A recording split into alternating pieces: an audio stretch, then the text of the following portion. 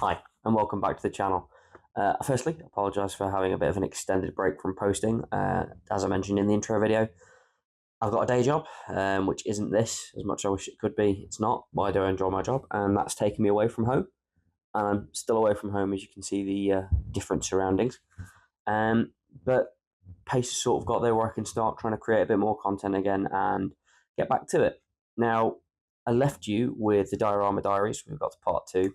I didn't manage to bring any of the big stuff with me for Diorama Diary, so that's going to have to take a back burner until I get back home. But what I've got with me here is another game system that I like to look at, and it really sort of got my passion back in for model wargaming, and it's related to what I do for a job. So, World War III Team Yankee. That's what I'm going to be sort of switching focus onto for a bit. And I sort of mentioned it that I wanted to do like an armed fighting vehicle recognition series, and this will be the first one of those videos. Now, I sort of want to talk through why I want to do these videos, which is, if you're playing on the tabletop and you see that somebody's got a model that you might want to look at or might look at buying, you should be able to recognize it without having to ask. As fun as it is to talk about them, you should be able to look at it and recognize it. It'll also help you to identify the capabilities in the game, because we're going to look at the stats and stuff for these vehicles. And then also we're going to talk about how you can utilize these skills on the tabletop in real life, in the news, and things you see on the internet. So hopefully it's got some real world and tabletop applications. But yeah, so the next few videos we'll be working through are going to be more of an armored fighting vehicle recognition for the tabletop and real life. And we're going to work through using some acronyms and some tabletop pictures and some footage, and I'll build the models using the kits I've got out here. I managed to bring a few with me. Build them, talk through the build, talk through the tabletop, what stats they've got, what equipment, how does that translate to real life, and then bosh. That should be it. Should be shorter videos, hopefully, but we'll see. Anyways, onto the build.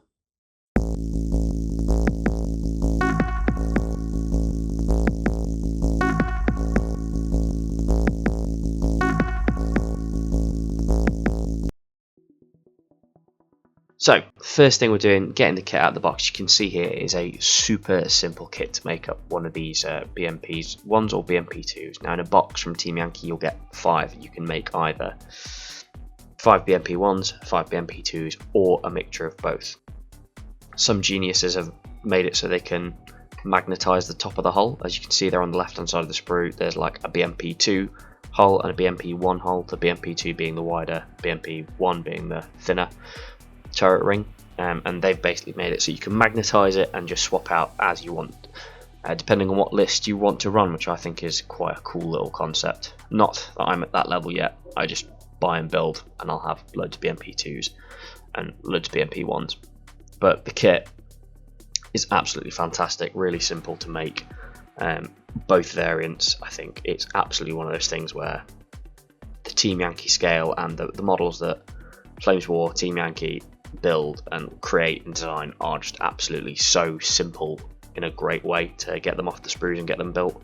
I haven't really met any of their models yet that are like, oh god, this is an absolute nose to put together. But what is the BMP? The BMP is the Boyevia Machina Pechoty 1. I might have butchered the pronunciation, I don't speak Russian all that well, or at all. But basically, the BMP, it stands for Infantry Fighting Vehicle, which is our general characterization for any armoured vehicle that has a main gun that can provide fire support to the troops it carries. And that's above sort of what an armoured personnel carrier can do. An armoured personnel carrier would have like a machine gun or a light weapon that would cover the troops. A fighting vehicle can act as an independent unit that can provide cover or manoeuvre on its own and fight its way onto or off of an objective. So that's sort of where I'd see the difference between an APC, which is like a battle bus, and an IFV, which is a part of the fighting section, essentially. Basically, it was the first produced sort of IFV, and it was the mainstay of the Soviet Union And then eventually they sort of realised that the BMP-1 with its big main gun, sort of small stubby tank gun, wasn't up to scratch with what they were needing for their troops. So then they developed that into the BMP-2, which had the cannon, the big machine gun on it, the 30mm cannon. So that's what we're going to look at over the stage of this. So AFV Rec 101. Using this lovely whiteboard I have on my room wall, I'm going to go through the acronym WHAT.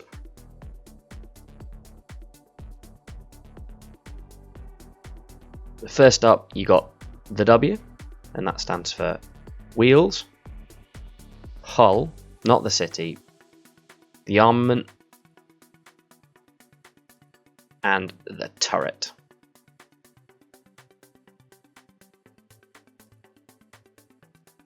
BMPs have 6 small bin lid style road wheels and a front mounted drive sprocket, and that's because the engine is at the front, which means that the drive sprockets are connected to the engine, and that's what pushes the tracks around. And we call them bin lid style road wheels because, as you can see here, this is a bin lid and this is a BMP road wheel. So you'll hear that a lot when talking about certain types of tanks, armoured fighting vehicles, etc.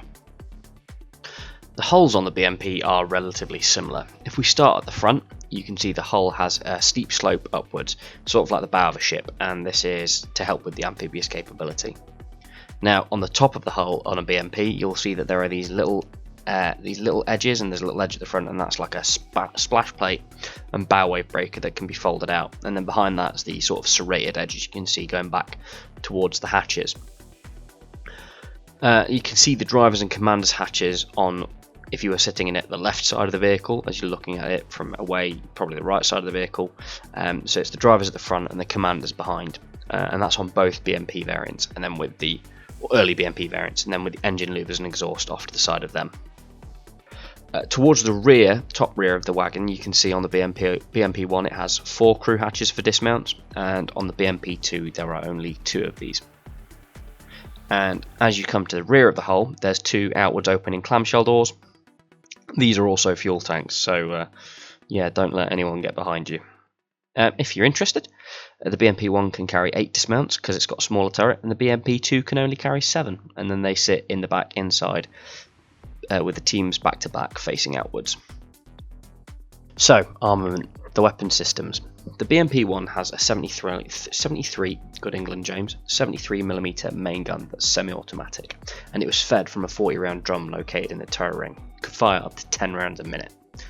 It shared ammunition type with an infantry recoilless gun of the time, and the heat round, or high explosive anti-tank, write that one down, that'll come up a lot, could in theory penetrate the armour of all contemporary NATO main battle tanks like the Chieftain, Leopard 1 or the M60 Patton when it came into service.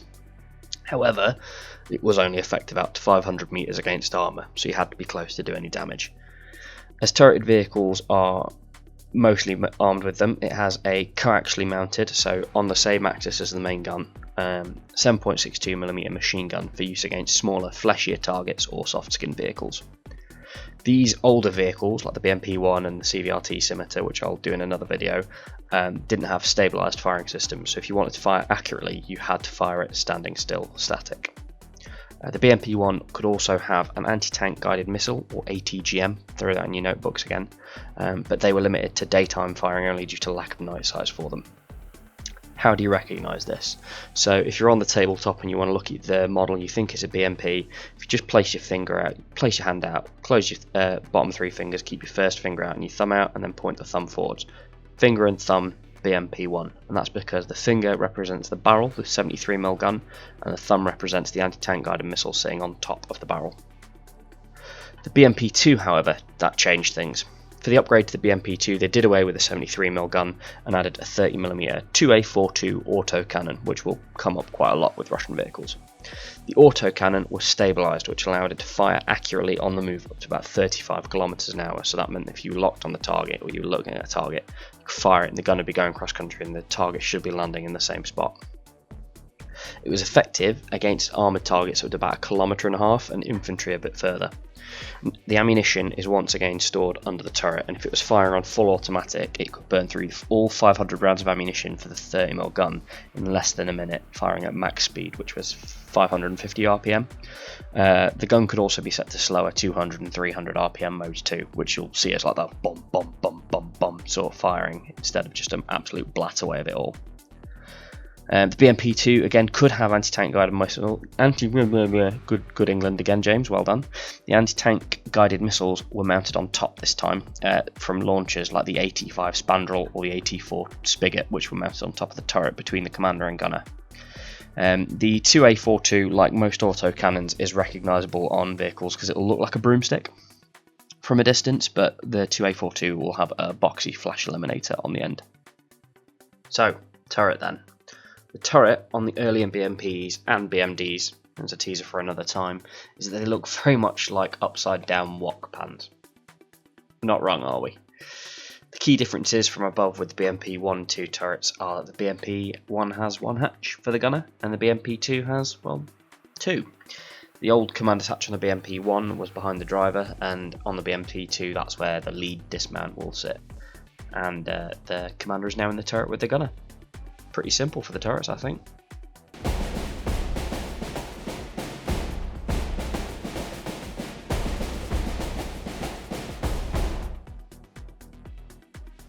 So how does it play on the tabletop? What I'm going to look at now is the stat cards, which you get with Team Yankee. I don't think you get them in the boxes anymore, but you do get them. You can buy like packs of the entire army's stat cards and you're good to go.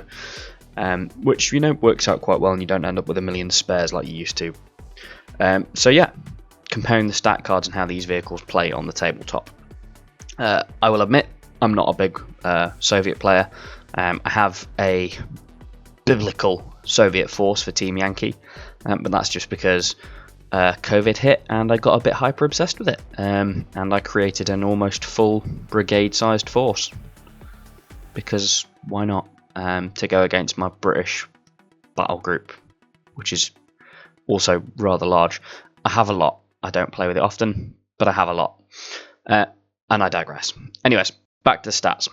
So on the tabletop, the BMP 1 and 2 can both be used as recce, reconnaissance, and as transports, because they are, again, infantry fighting vehicles. And this allows some flexibility in the list building. I tend to use the official Team Yankee list builder, which I think is pretty decent. You don't have to buy like an army book and then to unlock it online for silly money. You can just create an account, pay, I think it's $1 or £1 on PayPal, and that unlocks the ability to build an army for that nation, which is really good. It's a pretty novel idea. Regardless, on the tabletop, these two vehicles, the BMP 1 and the BMP 2, are almost exactly the same in every manner. If you go from the top down, you look at, they've both got the tank unit keywords, amphibious keywords, infrared, and spearhead. We'll cover them when I go through the rules. Their courage, skill, morale, assault, remount, and counterattack are both the same, and their armor values are exactly the same. Hit on 3+, 2, 2, and 1. They're not particularly strongly armored vehicle. Their tactical move is the same. The terrain dash is the same. There is a slight difference on the cross-country dash, which is interesting.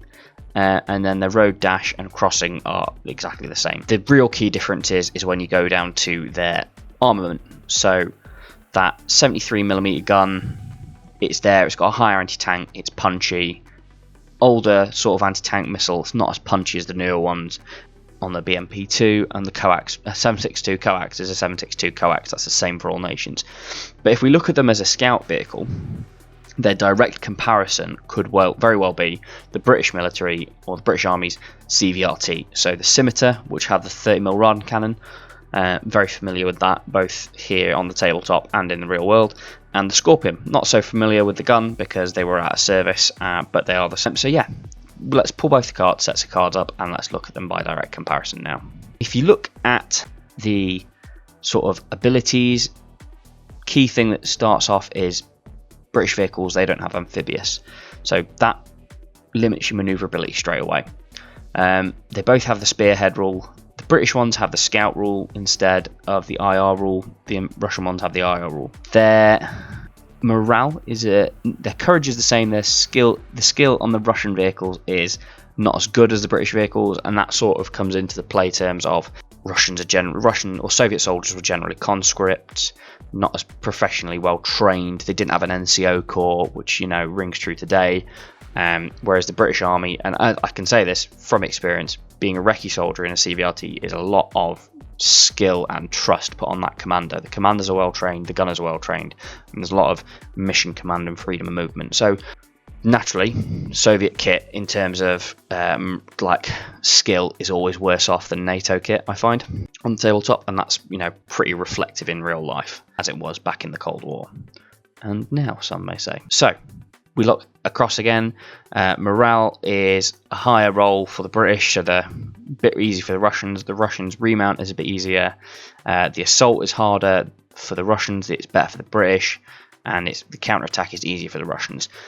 That comes to Russians have political officers, and they are not. Well, the Soviets had political officers, and they were not afraid to do a bit more, extreme methods of enforcement for their soldiers. They would get them to go forward if you've seen enemy at the gates. Now, comparing it to its contemporary, then the CVRTs, the tactical move is 10 inches on the BMP and 6 on the Scimitar and the Scorpion, so the BMP has the advantage there. Terrain dash is better for the British. The cross-country dash on the Scimitar is as good as the BMP-1, and the Scorpion is as good as the BMP-1, so you've got a bit of an overmatch there for the British in terms of cross-country dashes against BMP-2. The road dash is better for the British and worse for the Russians on the BMPs, and the crossing is exactly the same. Now we go down to the guns. Key thing there is neither British vehicles have missiles. That is a massive overmatch for the Soviets, and when we've played this on the tabletop, you tend to find that one trick pony with the missile, because we tend to play just one use when I play at home, even though, as we've seen, they could carry quite a few more. I think the BMP-1 could carry 4 missiles. That straight away, that's an advantage. That is going to be able to defeat tanks at a bit of a longer range than you could with your main gun, and that is a overmatch against the British straight off the bat. The 73mm gun, then, if we could compare it directly to the British gun has a longer range, so that's 1 less for the Soviets. The Scorpion can fire 2 shots halted and 1 shot moving, so that's overmatch on the British side. The anti-tank is better for the British, and the firepower is better for the British, and you've got a few more ammunition natures. So that's where that Scorpion levels out, because it's got a more consistently powerful main gun against that AT-3 Saga missile that the Russians have on BMP-1. And if we look at the Scimitar and the BMP-2, or the BMP-2 and the Scimitar, I keep forgetting this is a Russian video, but that's because I'm biased against the Scimitar. Can't let that one go, and I never will. The BMP-2 then has that sort of 30mm gun as well. The British gun range is longer. It can fire halted 3 as well, moving 2. The anti-tank is the same. The firepower is the same. The only thing is the British gun has a bit of a longer reach. The BMP-2 is better against helicopters, and it has the stabilizer. The Scimitar does not have a stabilizer, and I can attest to this. You could not fire those things on the move, really. You could, but you wouldn't be hitting much. And then again, no anti-tank missile, so that's immediate overmatch for the Soviets with the BMP, and the coax is, as ever, exactly the same. The key thing with these two models is when you put them together, the CVRT is tiny and the BMP is huge by comparison, because the CVRT is not a troop carrier. That's where the role of the BMP comes in with the infantry fighting vehicle in its other role. So instead of it being a scout when it carries troops, it's bigger for that reason. But that's where the BMP has a sort of disadvantage in a scouting role. It's big. If you're moving it about the tabletop, it's going to be seen easier, and you've got to make more of a conscious effort to hide it. Whereas the CVRT, you could zip them everywhere on the tabletop and hide them pretty well because they are tiny. So that's one key thing. Against FV432s, which is an APC, not an IFV, the BMP always comes out on top. Overmatch. It's amphibious. Its guns are better. The M113 and the FV432 on the tabletop just don't cut it against it. However, other countries started developing their own IFVs. That's where you get the Bradley and the Warrior. That's where the Russians or the Soviets start to lose out. And the East Germans, actually. Yeah, and the East Germans start to lose out with the BMP, and that's where the eventual development of other platforms came in. So how do I like playing them? I'm a stickler for playing it realistically. I like learning about Russian doctrine and Soviet doctrine of the time, so I will tend to play it historically. So I'll use them as screening vehicles to soak up some of that fire and do some damage to lighter vehicles as we go. And then when I'm using IFVs on the tabletop, they will be acting as IFVs, fight onto the objective, support as infantry move through the objective, and then push on. Because of their armor values, they will start just absolutely... If you cannot dig out tanks with those anti-tank missiles early on or suppress them with artillery, then you're going to start losing BMPs quickly, because scout vehicles just soak up main gun rounds from tanks like they are a sponge. So thanks for joining me on this one. It's been fun to get back into it and create a video again. The AFV Rec series is something that's sort of a passion project of mine. I hope you've learned a bit on how to identify these models on the tabletop, and if you are seeing newsreels or old historical videos and really great Cold War documentaries they've got on YouTube, of which there are so many, Soviet Encounter is my favourite, then I hope it allows you to sort of see what you're looking at without it being explained to you or having to do too much market research afterwards. We'll be running through a few more different types of vehicles. I've got quite a few kits out here with me, and I'm really looking forward to it. It breaks up from all the Warhammer stuff. To summarise, we covered what, so the wheels, hull, the armament and the turret. That's sort of the key way to identify armoured fighting vehicles. If you see them in real life, if you see them on the news, or if you see them on the tabletop. And thanks for sticking with it. As you can probably tell, I've got a cold. It has dropped significantly, or it is dropping significantly colder now. We're in the winter months. So it was bound to happen, and I apologise for all the sniffles. I did my best to edit out as many as I could in post, as it was. But we'll get there, and hopefully it'll clear up soon, so you don't have to listen to all that and as we go through in the future. But thank you ever so much for watching. Take care.